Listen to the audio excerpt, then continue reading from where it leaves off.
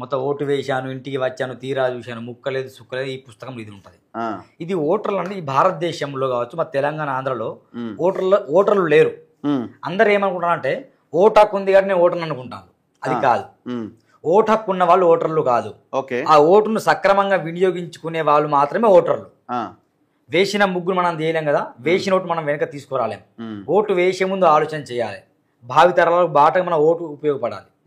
వాస్తవానికి 907వ సంవత్సరంలోనే మనకు ఓటు హక్కు కల్పించింది అన్న. వాస్తవానికి మెల్లమెల్లగా 10% బ్రిటిష్ ప్రభుత్వమే 10% ఓటు బ్యాంక్ అప్పుడు మాకు కల్పించింది. ఆ తర్వాత 326 మన ఆర్టికల్ ద్వారా పూర్తిగా మనకు ఓటు హక్కు లభించింది. 21 నుండి 18 సంవత్సరాలు వచ్చింది. 21 18 సంవత్సరాలు వచ్చింది ఓటు హక్కు. కానీ ప్రయోజనం లేదు. మీరు ప్రతిరోజు మీరు లైవ్ లో మాట్లాడతారన్న ఒక మాట మనకు చాలా ప్రశ్నించి వహిస్తుంది. ఏంటంటే ఈ రాజకీయ పార్టీల ధోరణి అంతా ఒకటే. కాంగ్రెస్ అయినా, బీజేపీ అయినా, బీఆర్ఎస్ అయినా అందరి ధోరణి ఒకే విధంగా పనిచేస్తుంది. రాజకీయ నాయకులు మనం మార్చలేం. ఇప్పుడు మారుతుంది, ఓటర్లను మార్చాలి.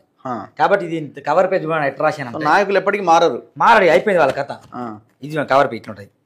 ప్రతి ఒక్క వ్యక్తి ఇట్లా పట్టుకొని చదవాలి పుస్తకం. నేనెట్లా ఓటర్ని అయితే అసలు నువ్వు ఓటర్ ఈ పుస్తకం చదవకుండా ఓటు వేయొద్దన్న. ఈ 2028 ఎన్నికల్లో ఈ పుస్తకం చదవకుండా ఓటు ఎవరు వేయకూడదు.